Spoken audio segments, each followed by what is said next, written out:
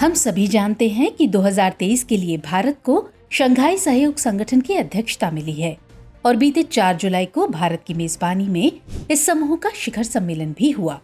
इस सम्मेलन में अंतर्राष्ट्रीय समुदाय से आतंकवाद, अलगाववाद और चरमपंथी समूहों की गतिविधियों का मुकाबला करने तथा धार्मिक असहिष्णुता, आक्रामक राष्ट्रवाद, जातीय एवं नस्लीय भेदभाव आदि के प्रसार को रोकने की अपील की गई। साथ ही डिजिटल समावेशन, युवा सशक्तिकरण, स्टार्टअप और इनोवेशन जैसे क्षेत्रों पर भी फोकस करने पर सहमति बनी है।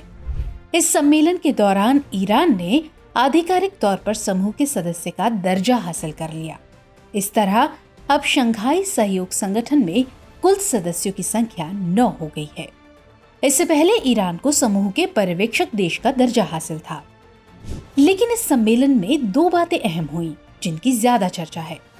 एक तो ये कि भारत ने फिर से चीन की महत्वाकांक्षी परियोजना यानी बेल्ट एंड रोड इनिशिएटिव को समर्थन न देने की बात दोहराई है। भारत शंघाई सहयोग संगठन का एकमात्र सदस्य बन गया है जो इस परियोजना का समर्थन नहीं करता है। दूसरी बात यह है कि ये सम्मेलन वर्चुअल यानी ऑनलाइन हुआ, जबकि इससे पहले ये नई दिल्ली में प्रस्तावित था। दरअसल ऐसा कहा जा रहा है कि चीन के राष्ट्रपति शी जिनपिंग और रूसी प्रेसिडेंट व्लादिमीर पुतिन ने भारत आने से इनकार कर दिया। तो इसीलिए आज के एपिसोड में हम भारत द्वारा बेल्ट एंड रोड इनिशिएटिव के विरोध के महत्व को समझेंगे। साथ ही जानेंगे कि शंघाई सहयोग संगठन के सदस्यों में सिर्फ भारत को ही इस पर ऐतराज क्यों है। फिर इस सम्मेलन के वर्चुअल होने की वजह को भी समझेंगे और आगे जानेंगे कि क्या इससे भारत को कोई नुकसान होने वाला है। तो चलिए सबसे पहले शंघाई सहयोग संगठन के बारे में जान लेते हैं। असल में शंघाई सहयोग संगठन की बुनियाद 1996 में ही डल गई थी।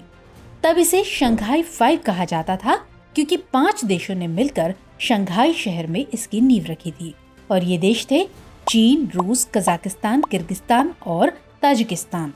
2001 में उज्बेकिस्तान इसमें शामिल हो गया और फिर इसका नाम पड़ा शंघाई सहयोग संगठन। 2005 से भारत इसका पर्यवेक्षक सदस्य रहा और साल 2017 में भारत और पाकिस्तान इसके फुल टाइम मेंबर बन गए। अब ईरान समेत कुल 9 देश इसके सदस्य हैं। ये एक राजनीतिक, आर्थिक और सुरक्षा संगठन है। इसका मुख्य उद्देश्य क्षेत्रीय सुरक्षा, सीमावर्ती क्षेत्रों में तैनात सैनिकों की संख्या में कमी करना, आतंकवाद, अलगाववाद और चरमपंथ के खिलाफ मिलकर लड़ाई लड़ना है। बाद में इसमें आर्थिक सहयोग को भी शामिल किया गया। तो जैसा कि हमने पहले ही बताया कि इस साल हुए सम्मेलन की मेजबानी भारत के हाथों में थी। भारत की अध्यक्षता की थीम थी टुवर्ड्स अ सिक्योर एससीओ। दरअसल यहाँ सिक्योर शब्द में एस सुरक्षा, ई आर्थिक विकास, सी कनेक्टिविटी, यू एकता, आर संप्रभुता और क्षेत्रीय अखंडता के लिए सम्मान तथा ई पर्यावरण संरक्षण के संकेतक हैं। बैठक के अंत में नई दिल्ली घोषणा पत्र जारी हुआ जिस पर सदस्य राष्ट्रों ने दस्तखत किए। इस पत्र में आतंकवादी एवं चरमपंथी समूहों से मिलकर लड़ने की प्रतिबद्धता जताई गई। इन गतिविधियों का मुकाबला करने के लिए आक्रामक राष्ट्रवाद, नस्लीय भेदभाव, फासीवाद और अंध राष्ट्रवाद के विचार को रोकने की भी बात की गई। नेताओं ने 2 विषयगत संयुक्त वक्तव्यों को अपनाया। पहला, अलगाववाद, उग्रवाद और आतंकवाद को बढ़ावा देने वाले कट्टरपंथ का मुकाबला करना, जबकि दूसरे के तहत डिजिटल परिवर्तन के क्षेत्र में सहयोग के नए स्तंभों पर सहमति बनी। लेकिन बेल्ट एंड रोड इनिशिएटिव पर भारत ने अपनी सहमति नहीं दी।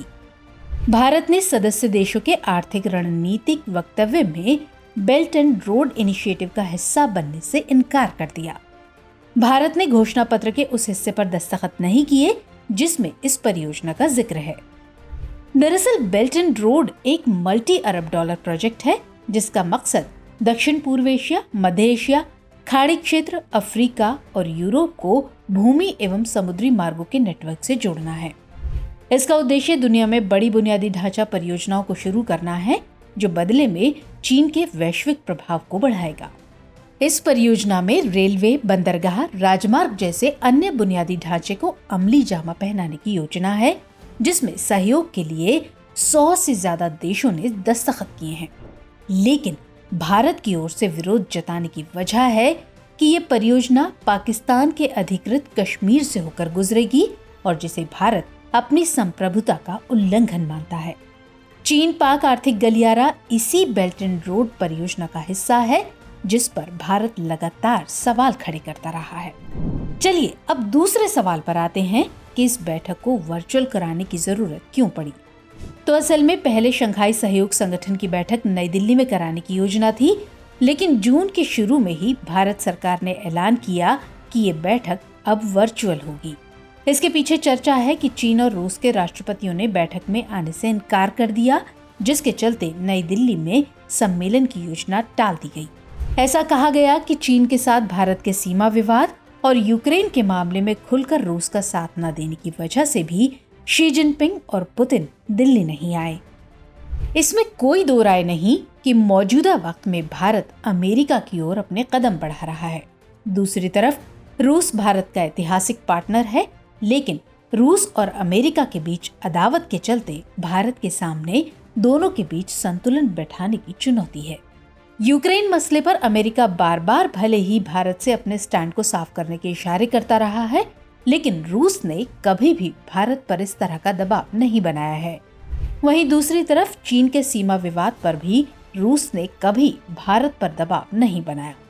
इसलिए ये कहना मुनासिब नहीं होगा कि यूक्रेन संकट और चीन के चलते पुतिन भारत नहीं आए। हालांकि अगर इस तथ्य में थोड़ी भी सच्चाई है तो ये भारत के लिए चिंता पैदा करने वाली बात होगी, क्योंकि इसकी वजह है कि रूस भारत का ऐतिहासिक मित्र है और सबसे भरोसेमंद भी। दूसरी वजह है कि शंघाई सहयोग संगठन में क्षेत्रीय आतंकवाद, अलगाववाद और उग्रवाद पर चोट करने के लिए भारत शामिल हुआ है। लेकिन अगर रूस भारत के भरोसे पर खरा नहीं उतरता है तो इस समूह में भारत के लिए चुनौतियां बढ़ेंगी। इस संगठन के साथ भारत का जुड़ाव इलाके में रूसी दबदबे और उसके समर्थन पर ही आधारित है, इसलिए रूस का भारत के साथ होना बेहद जरूरी है। तो चलिए चर्चा को विराम देते हुए नोट करते हैं आज का सवाल। भारत द्वारा चीन के बेल्ट एंड रोड इनिशिएटिव परियोजना का विरोध करने के पीछे क्या कारण है? परीक्षण कीजिए।